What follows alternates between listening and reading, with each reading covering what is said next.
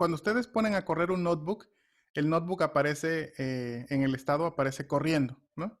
Cuando ustedes terminen de modificar su notebook, recuerden poner este icono para detener o para dar shutdown al server del notebook, ¿no? Para apagar completamente el notebook de Jupyter. Digamos que lo que estoy lanzando es una página web y esa página web va a interactuar con Python. Y cuando yo acabe de hacer todo, guardo y apago el servidor web, ¿no? Por así decirlo, el servidor web de Jupyter. Entonces, Jupyter es una interfaz que me permite comunicarme con Python a través de una interfaz de desarrollo, ¿vale? De una interfaz de desarrollo. Ok, entonces, todos deben de ser capaces de poder acceder al proyecto compartido de ATG y tenerlo ahora en su propia carpeta de proyectos. ¿Ok? Ayer dejamos 3 ejercicios que espero que hayan sido, si alguien quiere compartir la manera en que lo resolvió o la manera que pudo acceder a uno de estos ejercicios, era escribir un programa que me permita aplicar el 10% de descuento si la compra o si una compra es total, si la compra total, perdón, es mayor a 100. Nosotros íbamos a aplicar los conocimientos de la asignación de variables. Ayer vimos la parte de asignación de variables y flujo de control, ¿no? Control de flujo, perdón. Entonces, la asignación de variables se puede asignar valores numéricos, enteros, decimales, entre otros, ¿no? También se puede, otro tipo de números. Se puede asignar cadenas de texto, se puede asignar valores booleanos. Y estos valores se pueden, pues, evaluar en condicionales. Si la condición se cumple, entonces sucede esto. Si no se cumple, entonces sucede lo otro.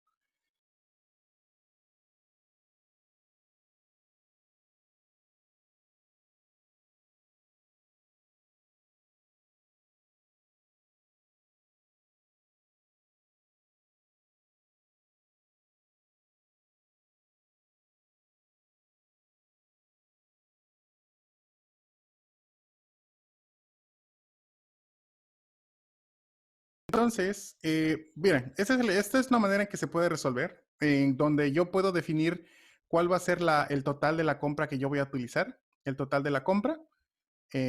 Hago una prueba, primero le asigno un valor menor a 100 pesos y después le asigno un valor mayor a 100 pesos.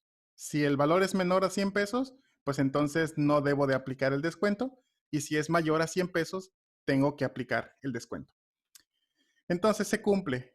Asigno un número a la variable total y asigno ese total al importe a pagar. De hecho, puedo evitar tanta redundancia asignando directamente el valor de importe a pagar, el 94, ¿no? Para quitar esa redundancia, ¿no? Pero solamente para esclarecer un poco que vale mejor escribir más variables a que escriba yo variables que no tengan sentido para mí después, ¿no?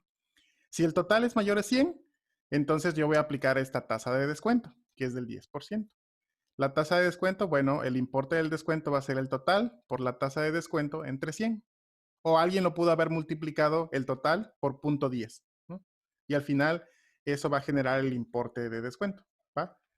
Entonces, esa cantidad de descuento que se obtiene se le resta al total y al final pues me imprime el importe que yo tengo para pagar, ¿no? Si no se cumple la condición que la compra es mayor de 100, si no se cumple eso, bueno, entonces pues el monto gastado no alcanza el descuento.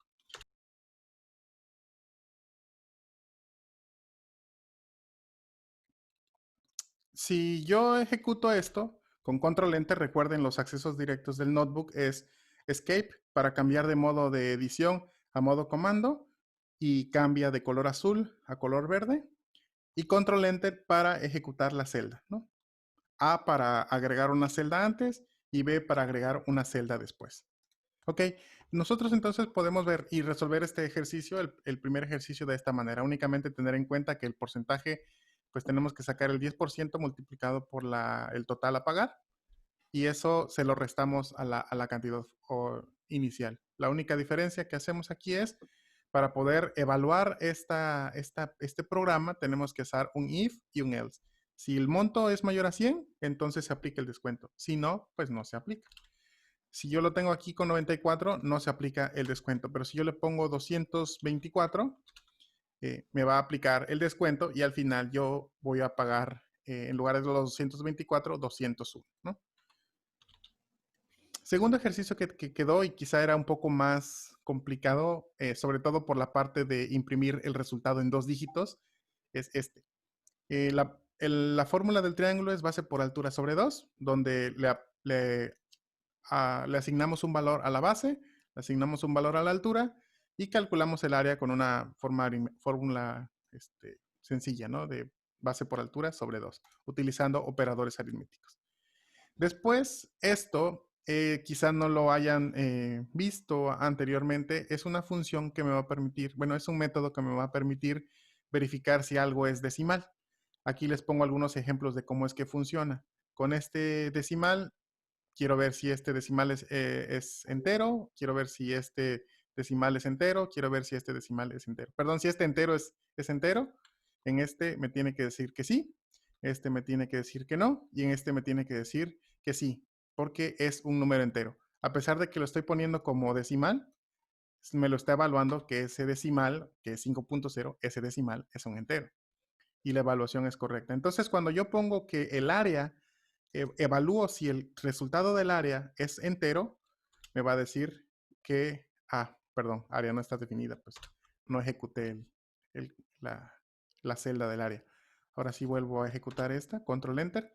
Me dice, ¿el valor que yo tengo en el área es entero? Sí. Entonces pongo una pequeña evaluación. Si el área es entero, tengo que poner e imprimir únicamente el valor entero, íntegro. Si no es entero, entonces tengo que imprimir el valor en un formato especial. Ahora, hay varias versiones y hay varias maneras de imprimir en Python. Python tiene una manera bastante peculiar de imprimir las cosas y cambia un poco entre las versiones previas a Python 3.6 y las versiones superiores a 3.6. Para no meternos en detalles cómo funciona el formato acerca de imprimir, solamente les voy a comentar 2 cosas. Cuando yo pongo este símbolo de porcentaje con i, voy a imprimir enteros. Cuando pongo porcentaje f, es que voy a imprimir floating o decimales. Y cuando pongo el signo de % s, voy a imprimir strings, ¿no? O sea, caracteres, letras. Es un concepto quizá un poco más intermedio y para tareas básicas nos podemos quedar únicamente con el resultado crudo, ¿no? Entonces, para más información, les dejo el link para un tutorial en el que pueden obtener mayor información acerca de cómo se formatea strings, cómo se formatea floats y cómo se formatea números enteros, ¿vale? Solamente vamos a estar usando el formateado simple, si así quiere verse, ¿no?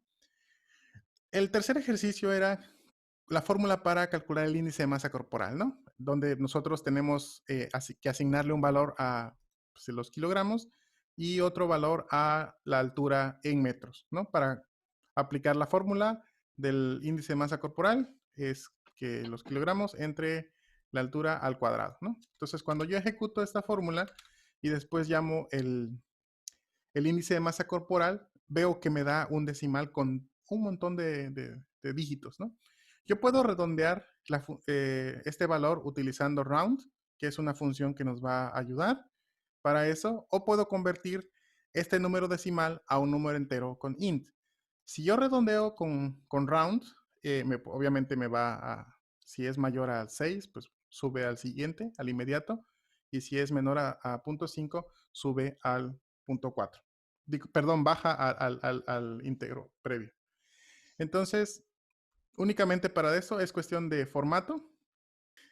El print, entonces, solamente es para formatear eso, pero al final de cuentas yo me puedo quedar únicamente con el resultado crudo que es 27, ¿no? Y les tiene que funcionar esa estructura. Únicamente utilizamos la asignación de variables con los tipos de datos que ya vimos previamente, ¿ok? Espero que todos hayan tenido una aproximación similar y que hayan podido evaluar con if, else estas cuestiones, ¿vale? Entonces, la evaluación de esto, los valores. Entonces, hasta ahorita hemos visto varios métodos y varias funciones que nos van a ayudar a gestionar las variables, ¿no? Y los tipos de variables que son strings, que son números, decimales o enteros, y que son booleanos, que son verdadero o falso, ¿no? True, false. Ahora vamos a ver que hay evaluaciones que no son condicionales, son evaluaciones iterativas. A diferencia del control de estructuras de control condicionales, if, else, elif, los controles los controles iterativos, que se le conocen como controles cíclicos, bucles o loops, nos van a permitir ejecutar código de manera repetitiva siempre y cuando se cumpla una condición. Si la condición se cumple, se ejecuta el código, ¿va? Los dos esquemas de control de flujo o control, estructuras de control iterativas que existen en Python son while y for. Para while es mientras esta condición se cumpla, haz algo, ¿no? Entonces, muy parecido a lo que nosotros ejecutamos en if, pero en if es si esta condición se cumple, entonces haz esto, si no, haz lo otro. Y aquí es mientras esta condición se cumpla, o sea, mientras esta condición sea verdadera, vas a hacer esto, ¿vale? Entonces, vamos a poner aquí un ejemplo que estoy mostrándoles en esta celda. Todos están hasta ahorita en esta celda, ¿verdad? Todos estamos en esta celda para proseguir, ¿vale? Entonces, manita arriba. Vale, entonces dice, yo tengo 24 años, ¿no? Ese es mi sueño guajiro. Pero mientras yo tenga menos de 34, pues yo voy a seguir diciendo que tengo, pues, mi edad, ¿no? Entonces vamos a ver cómo funciona este loop. Mientras mi edad sea menor o igual a 34, voy a imprimir este, que es un string, y este formato que les dije que va a imprimir el valor asignado a una variable. Si es S, es un string. Si es un F, es un float o un decimal. Y si es una I, es un número entero.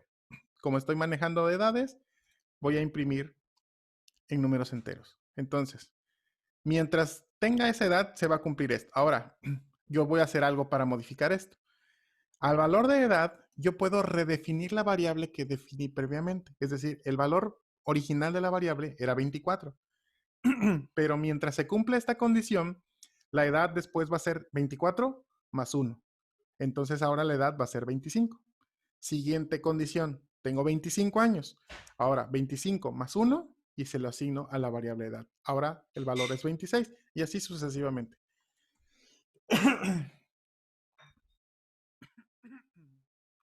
Entonces, este valor que yo estoy asignando es un contador, le llaman que es un contador, pero también es un loop de control condicional. Mientras esta condición se cumpla, yo voy a tener y voy a imprimir el número de años que tengo. Si se dan cuenta, cuando llega el valor de 34, el loop se detiene. La condición se cumplió y ahora yo pues termino esta condición, ¿no? Siguiente ejemplo. Este ejemplo que yo les puse aquí maneja una sintaxis más como a mí se me ocurriría, ¿no? Obviamente la edad es igual a la edad más 1 en la primera iteración. Segunda iteración, la edad es igual a la edad más 1. Y así, cada iteración se va sumando, hasta que en algún momento la condición de falso. Una forma más elegante de hacerlo y que es igual es esta. La edad, en lugar de repetirlo, el símbolo más igual va a significar que es la edad es igual a la misma variable más 1. Esto que tengo aquí y esto es lo mismo, ¿no? Es la misma variable que se repite más 1. Incremento en 1 su valor. Es como una abreviación para que se vea más limpio. Cada iteración, cada vuelta, se incrementa el valor de la variable edad que condiciona el bucle a la edad de 34. Si la condición fuera verdadera todo el tiempo, el bucle estaría ejecutándose indefinidamente. Ajá. Pero aunque fuera ejecutándose indefinidamente, yo puedo poner un break para romper ese bucle. Y ese break yo lo voy a meter con una condicional que vimos ya en la sesión pasada. Si yo tengo un valor que yo le asigno, en este caso edad, y voy a poner, ¿cómo se leería este bloque que yo estoy viendo aquí? La edad tiene un valor de 24. Asumo 24 años. Mientras la edad sea mayor a 20, entonces voy a imprimir, tengo tantos años. Y por cada vuelta que yo estoy evaluando en el while, les voy a agregar un año a mi edad. Entonces, el primero, tengo 24. Segundo, 25. Tercero, 26. Y así sucesivamente. Y puedo yo estar contando hasta que yo tenga los miles de millones de años. Pero yo añado una condición al código. Si mi edad es mayor de 34, rompe el ciclo, o sea, rompe esta iteración. Este while se rompe, ¿no? Y se lo ejecuto con control enter, se va ejecutando hasta que yo tengo 34. Le puedo poner aquí y le pongo como 124 años. Y se va a estar ejecutando hasta que yo tenga 124 años y esta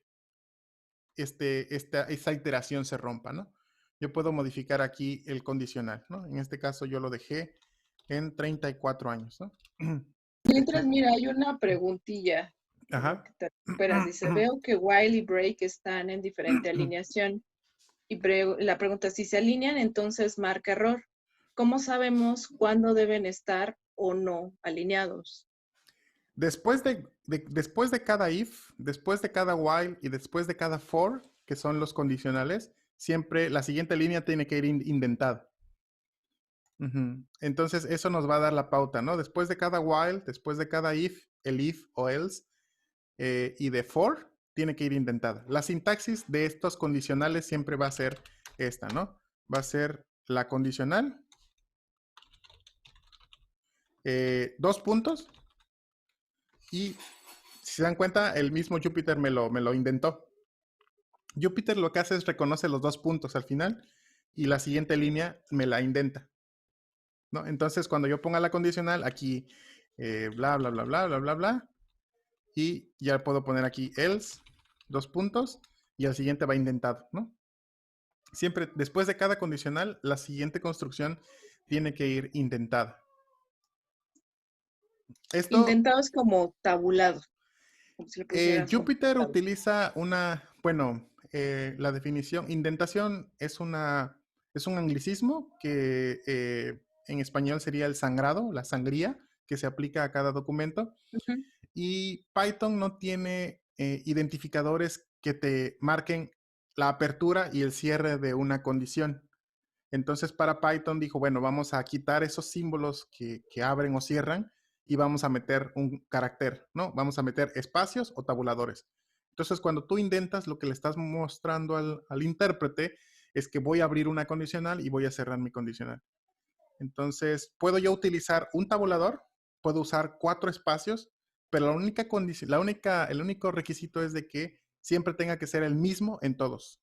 O sea, si voy a utilizar 2 espacios, va a ser 2 espacios en todo mi documento, ¿no? 4 espacios, 4 espacios. Un tabulador, un tabulador. Entonces siempre tiene que ser el mismo sangrado, ¿no? La misma sangría que tiene que tener, la misma indentación. ¿Va? Recuerden que cuando ustedes estén trabajando aquí, yo ya lo tengo como un tic especial que, bueno, es guardar, que se guarde su documento, ¿no? Aquí en el iconito, salvar el checkpoint, solo por si acaso a veces pierden la conexión y demás. Entonces, como les recomendó Vic, estar vigilando el estatus de conexión de su Jupyter y que se haya guardado propiamente el documento, ¿no? Entonces, sí, tenemos que respetar esto, porque si yo no coloco adecuadamente algo, o sea, fíjense, eh, vamos a poner 1, 2, 3.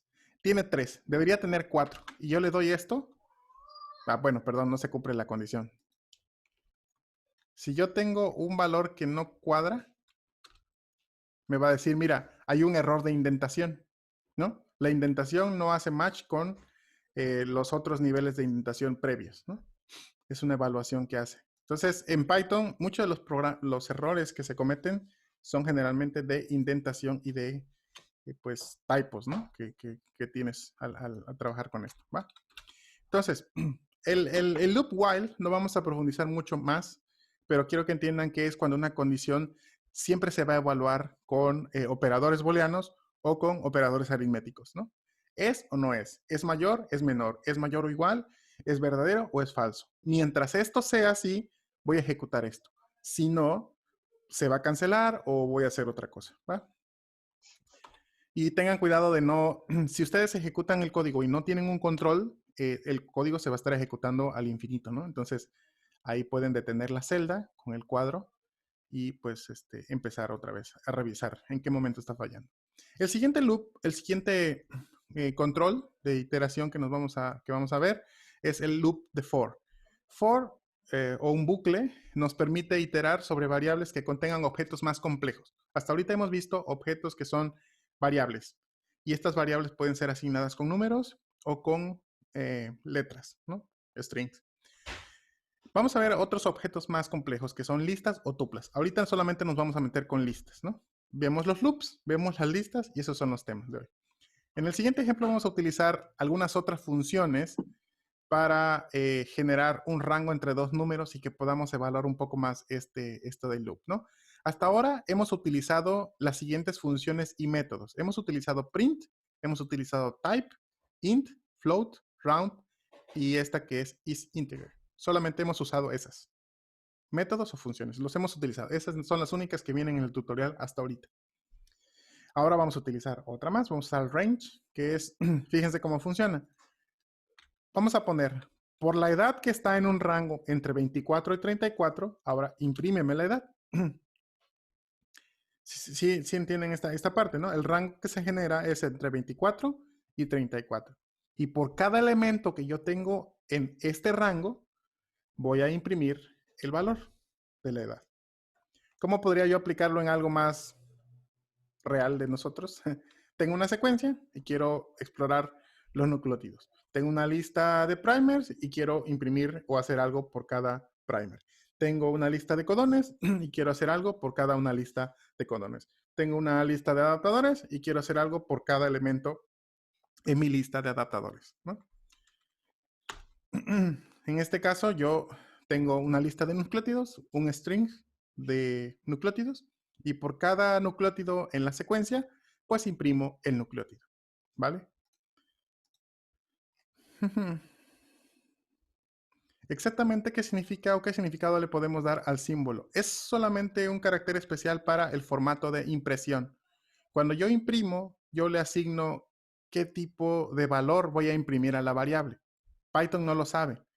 Python, cuando yo imprimo un string, un texto, va a imprimir el texto. Pero cuando yo voy a imprimir una variable, yo le tengo que decir a Python qué tipo de variables va a imprimir. Porque la impresión por default tiene que ser en strings. Ahora, el formato de mi variable a veces está en decimal. Entonces yo le digo, mira, lo que voy a imprimir es un decimal, es un float. Entonces le pongo el porcentaje F. Esto en este caso. Y en el segundo porcentaje es únicamente estoy vinculando lo que voy a imprimir y el valor de la variable que le voy a asignar, en este caso, edad. Ese es el significado del porcentaje i, que es voy a imprimir un número entero, y este porcentaje es únicamente vinculando el formato de la izquierda con el valor de la variable de la derecha. Ahora, bueno, estos son los tipos de datos, ¿no? Los tipos de datos que podemos utilizar. Los tipos de datos son numéricos, decimales, son booleanos y son strings, ¿no? 4 tipos de datos básicos.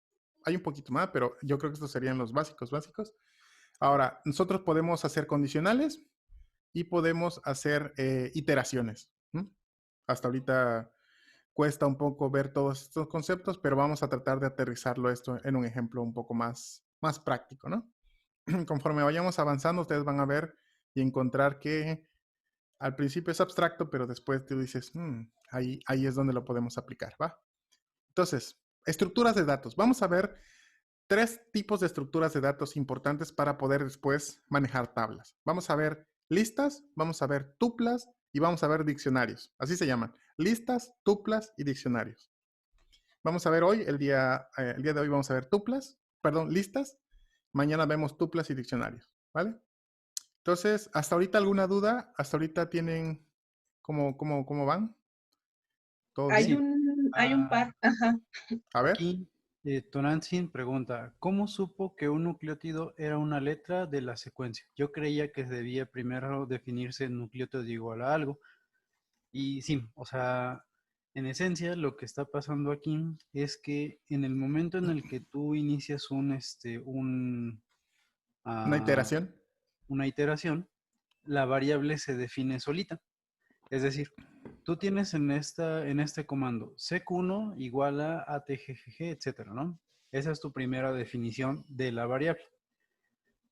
Ahora, en el momento en el que abres el ciclo for, donde dice for nucleotide in sec1, automáticamente se define la variable nucleotide cuando inicias el, el ciclo.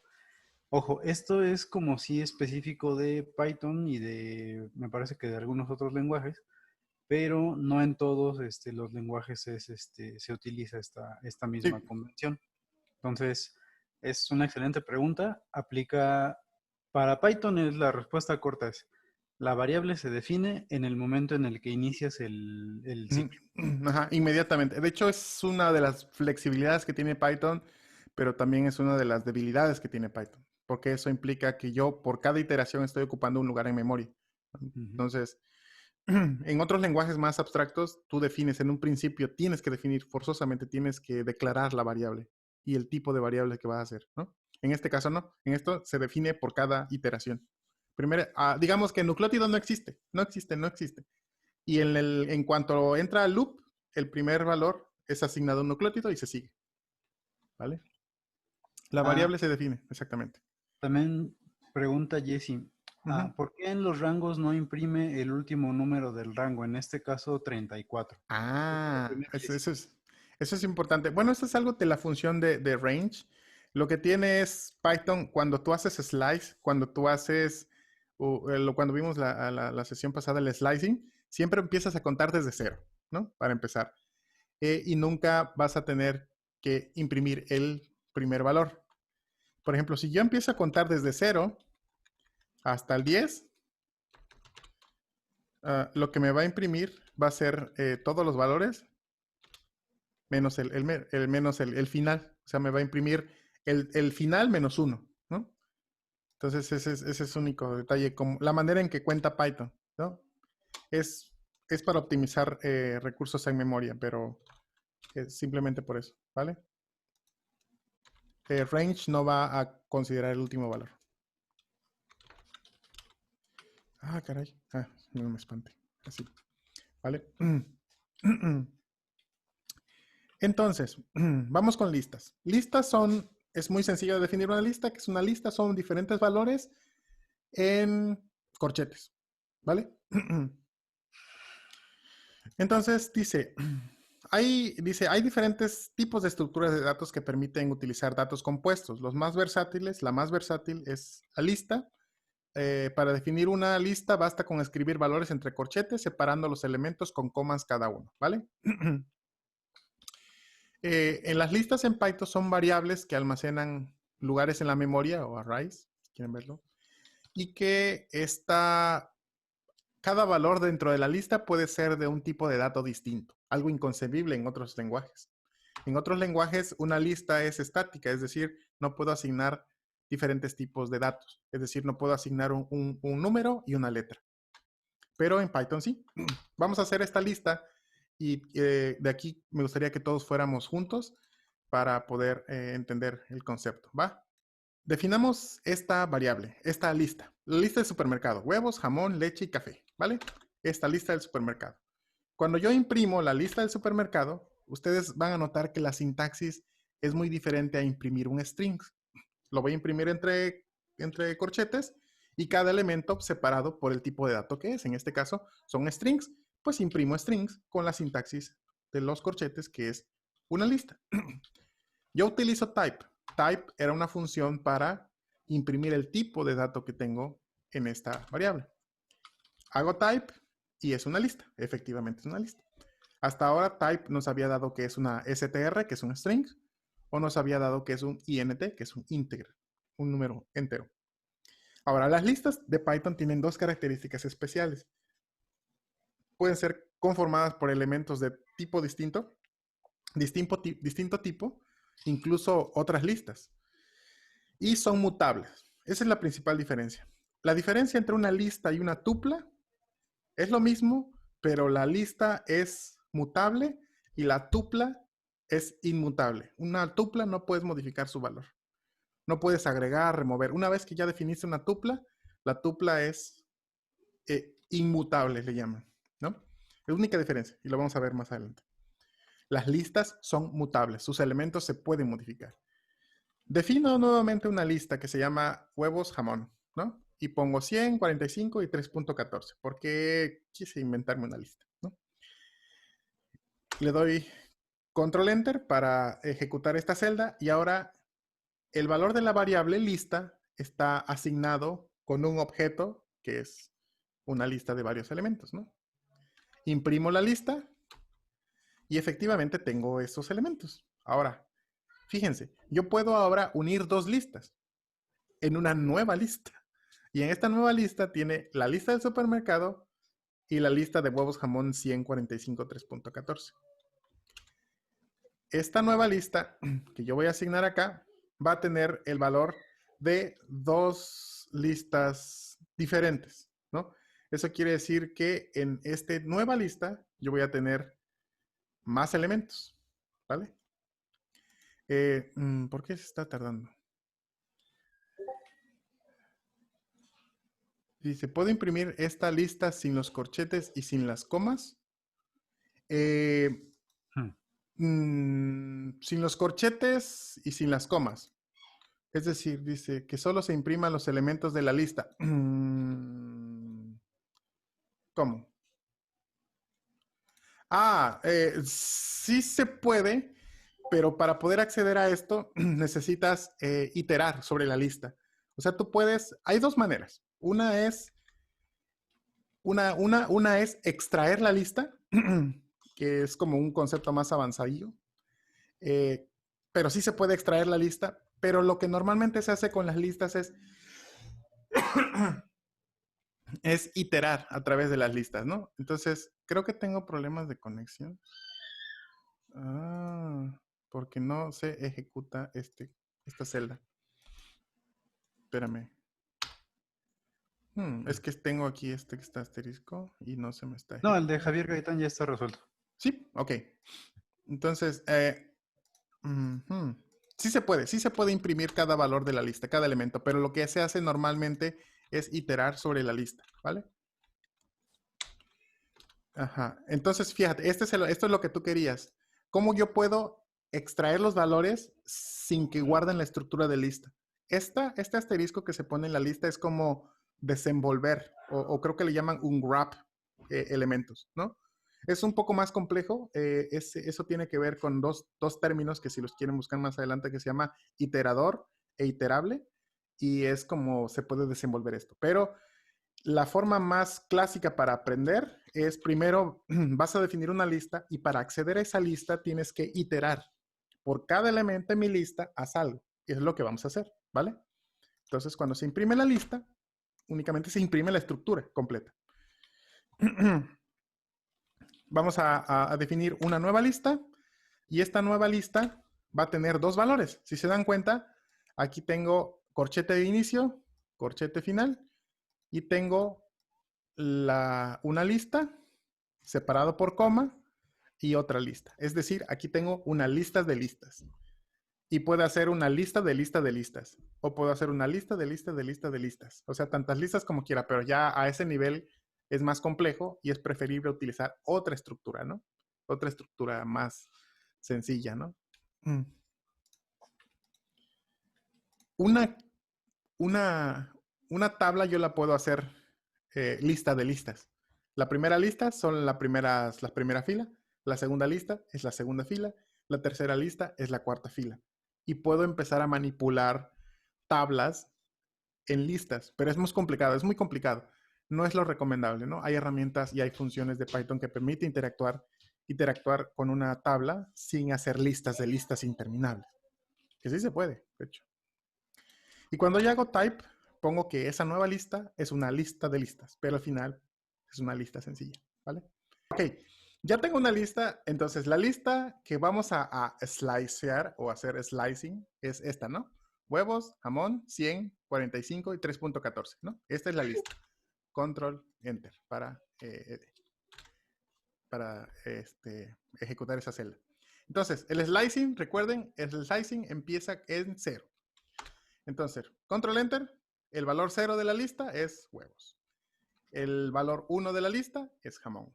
El tercer valor de la lista, que es el índice 2, es 100. Y ahora el slicing, que es de 0 a 3. No sé si la vez pasada vimos muy brevemente acerca del slicing, pero les puse las normas que es el slicing inicio-final sin considerar la posición final. Recuerden que estos son índices del slicing, no son índices de la lista, ¿no? Estos son los índices de la lista, los índices de la lista. Este es un índice de la lista. Este es un índice del slicing que viene en el notebook de la sesión pasada. Ahora, ¿alguien puede explicar qué está sucediendo en estas celdas? O sea, ¿qué estoy haciendo aquí? Ahora no estoy utilizando la lista, estoy utilizando la nueva lista. ¿Cuál era la nueva lista? Aquí arriba, reviso que la nueva lista la definí con 2 listas. La lista de supermercado y la lista que contiene huevo jamón 145.3.14. ¿Qué puedo hacer acá? La nueva lista contiene entonces 2 listas. Cuando yo accedo a una lista de listas, lo que yo accedo es, en primer lugar, yo menciono el índice de la lista. Y si ese primer índice es una lista, entonces ahora yo puedo hacer un slicing de una lista dentro de una lista. Fíjense cómo va. Nueva lista, estoy seleccionando el índice 0, que es todo esto. Ese es el índice 0. Y de ese índice 0, ahora estoy seleccionando de los valores del 2 hasta el 4. Y siempre el valor 4 me va a dar ese valor menos 1, ¿vale? Porque son índices de slicing, no índice de la lista, ¿va? ¿Por qué es importante hacer una lista de listas? Depende de qué es lo que vamos a organizar nuestros datos. Yo puedo hacer 2 listas y manejarlos de manera independiente, o yo puedo interactuar entre 2 listas de listas. Vamos a ver que esta sintaxis se comporta mucho en los data frames, porque yo puedo seleccionar digamos, mi primer elemento va a ser 3 columnas del data frame o de una tabla. Y de esas 3 columnas, yo solamente quiero seleccionar 3 filas. Entonces yo voy a utilizar una sintaxis muy parecida a lo que es seleccionar lista de listas, ¿no? Técnicamente, un data frame es un arreglo multidimensional, ¿no? Es un arreglo de muchas dimensiones, de 2, 3. Entonces, por eso es importante ver lo de la lista de listas. Pero en este caso, mostrándoles cómo funciona el indexado, ¿no? El índice y el slice, que serían las 2 expresiones en una sola construcción. Índice y slice, ¿vale? Aquí un pequeño paréntesis. O sea, a lo mejor ahorita estamos viéndolo con un ejemplo pues bastante amigable, pero ya en su práctica profesional o académica, imagínense que ustedes tienen datos de expresión de 2 condiciones.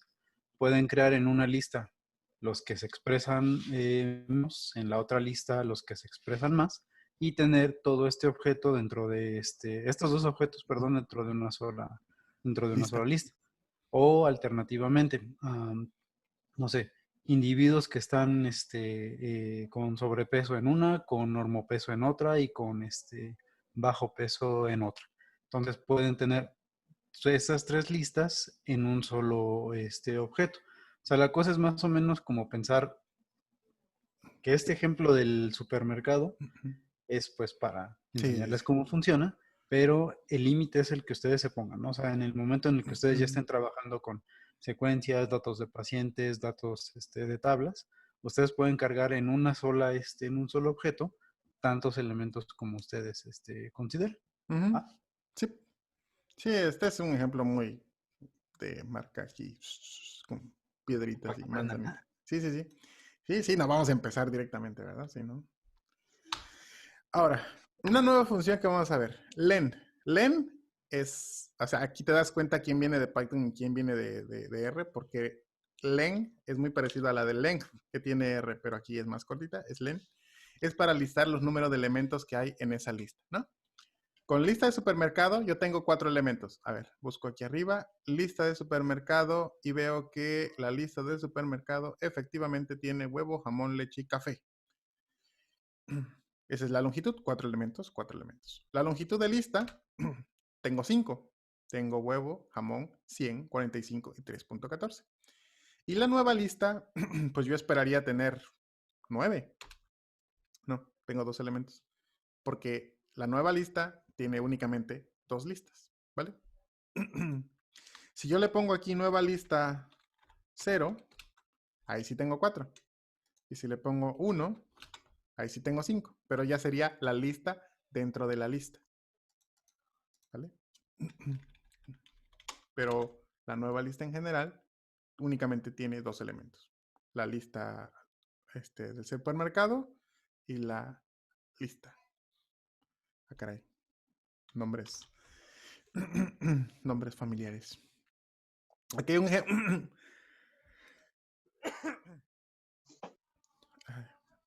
Las tomé muy frías. Ahí está prendido el micrófono, perdón. Entonces, vamos a ver el café. Un ejemplo más relevante, ¿no? Vamos a ver. Vamos a ver estas clasificaciones. Reino, Phylum, clase, orden, ¿no? Los que hayan trabajado con microbiota, microbioma, filogenias, están un poco más relacionados con eso, ¿no? Casi. Yo no, pero otros. Entonces, reino, phylum, clase y orden, ¿vale? Vamos a poner lo que son estos ranks, son clasificaciones, ¿vale? Y vamos a seleccionar únicamente los ranks más bajos. Si ustedes ven la nota del día de ayer, yo puedo seleccionar utilizando números negativos porque yo empiezo a contar del último elemento hacia el primero. Entonces, del último elemento al primero, 1, 2, y de aquí hacia adelante, ¿no? Eso implica los 2 puntos, ¿vale? Hay muchos ejercicios de slicing. Yo no me lo sé bien, todos los ejemplos. Yo tengo mi acordeón y en el acordeón que yo tengo pongo un ejemplo de cada uno de los slicing y ya digo, sí, mira, ese. A unos ya me lo sé y hay otros que todavía los sigo viendo. No está mal ver la documentación, pero sepan que un slice sirve para seleccionar elementos de una lista. En este caso, yo estoy seleccionando los últimos elementos, ¿no? Class y order, ¿no? Esos son los elementos. Definí una lista. En este caso es una lista de strings, es una lista de caracteres, de letras. Y yo estoy seleccionando ahora los últimos elementos. Ok, bueno, ¿qué puedo hacer con esto? Las listas.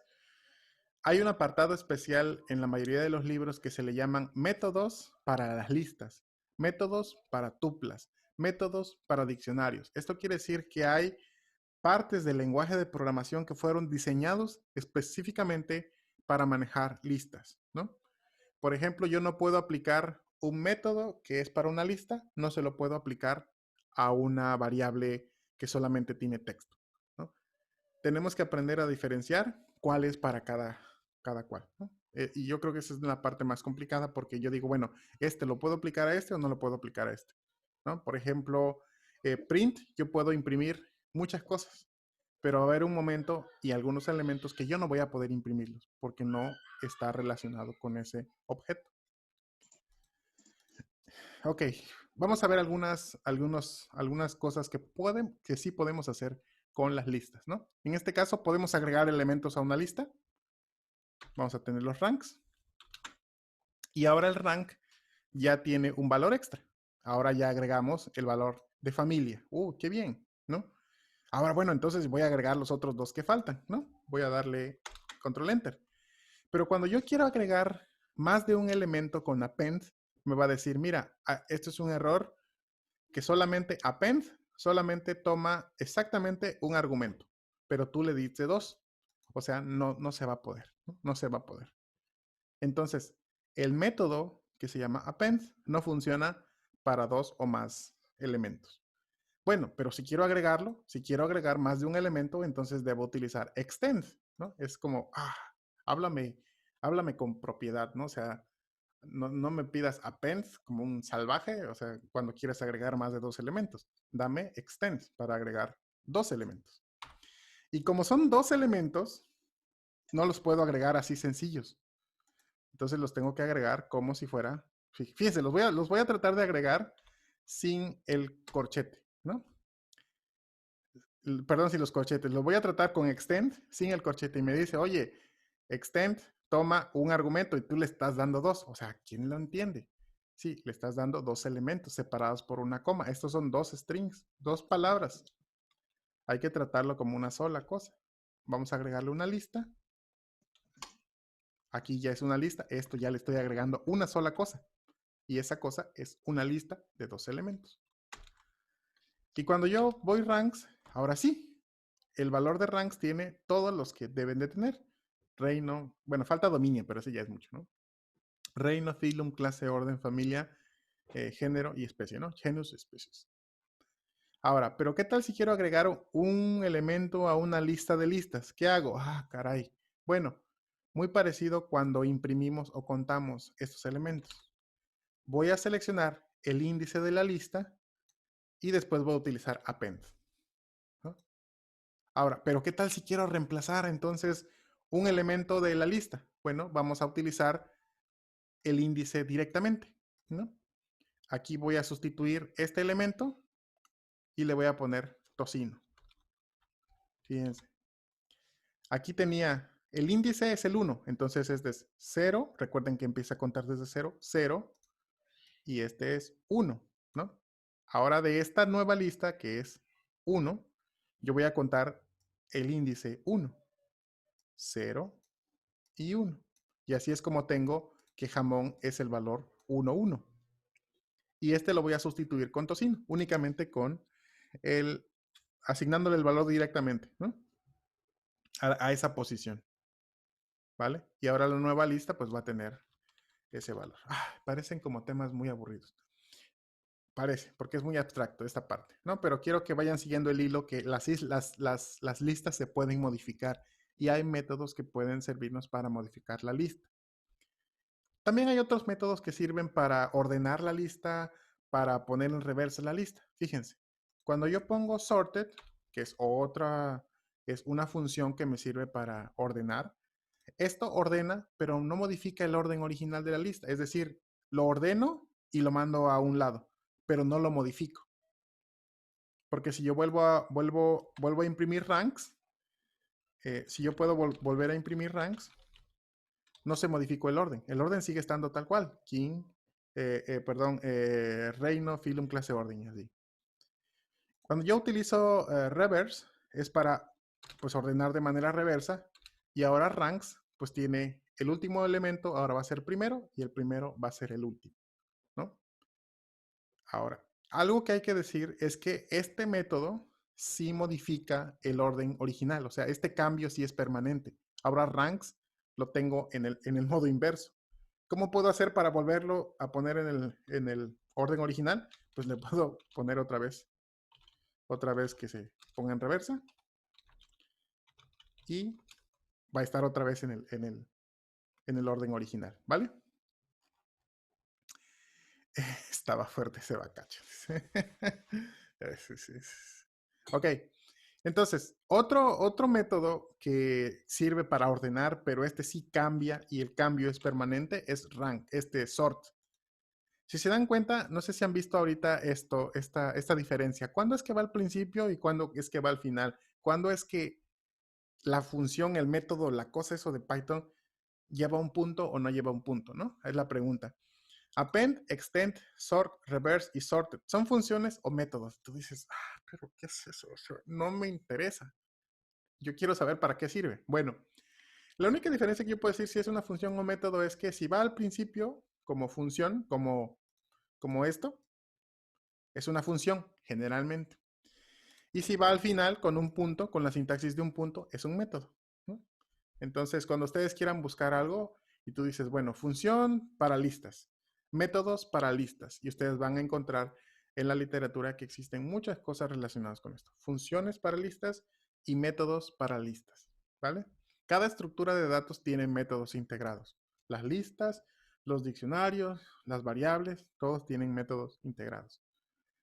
¿Cuál creen que sea el método para eliminar elementos de una lista? Delete, remove, del, rm. Ha de ser uno de estos o uno de estos, no lo sé. Pero lo vamos a utilizar más adelante. Ahora, tengo ya mis listas. ¿Puedo iterar en las listas? ¿Puedo acceder a cada uno de los elementos de mis listas? Claro que sí. Por cada elemento en los ranks, imprímeme los clados, ¿no? Esta variable se va a definir inmediatamente cuando yo ejecute el loop. Y por cada iteración, el valor de clade va a ser sustituido por el elemento de la lista, ¿no? Yo le puedo poner aquí clade o le puedo poner x. O sea, da igual, porque la variable se va a ir repitiendo. Los que vienen de otro lenguaje pueden estar más sesgado hacia nombrar una variable de cierta manera, pero lo que recomiendan para Python es que el nombre de la variable sea lo más claro posible, ¿no?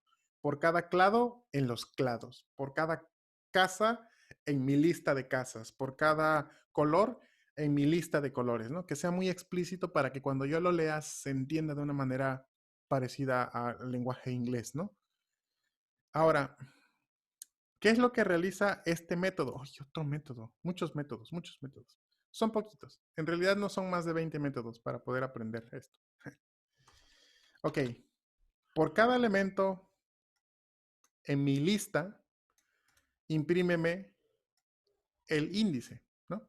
En este caso, kingdom, el índice es 0. El índice de phylum es 1, el índice de clase es 2, el índice y así sucesivamente. Es decir, cada elemento en mi lista pues va a tener ese índice, ¿no? Es una manera. Puedo acceder al elemento o puedo acceder a la lista. Va. Vamos a aplicar dos cosillas. Ya casi vamos a algo. Practiquemos un poco, ¿no? Tengo una lista de codones. Ahora, esta lista de codones, fíjense, perdón, no es una lista de codones. Tengo unos codones en una variable.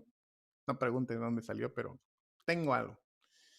Pero esto no es una lista. Esto es un string. ¿Por qué? Porque no tiene los corchetes, ¿no? Entonces, cuando yo defino esto, lo imprimo y veo el tipo, en realidad no es una lista, es un string. Es simplemente una sola palabra que está separada por comas. Hay un espacio entre cada palabra después de la coma y ya. Pero yo puedo convertir esta lista de strings y la puedo convertir a una tabla, perdón, a una lista con el método split. Esto es muy útil. No vamos a ver esa parte, pero para que lo sepan, si ustedes están desarrollando un programa y ese programa va a leer un archivo de texto, el archivo de texto puede estar separado por comas o puede estar separado por tabuladores, ¿no? Y por cada elemento que yo voy leyendo en la línea, sepárame esos elementos por el delimitador y agrégamelos a una lista, ¿no? Separa cada elemento por su delimitador y agrégamelos a un diccionario. Sepáramelos y agrégamelos a un data frame, por ejemplo, ¿no? Es el mismo razonamiento, aunque sea una diferente estructura de datos. Este método de split me va a ayudar a dividir esa cadena de texto de input para, con un delimitador, partirlo en cachitos y mandarlo a un objeto, en este caso, a una lista. Entonces, cuando yo tengo mi lista de codones, le doy split y cuando lo imprimo, ahora sí ya cambió de un elemento de string, que me da type, ahora cambió a un elemento de lista. Wow. Yo doy el type y perdón, aquí es lista codones, ¿vale?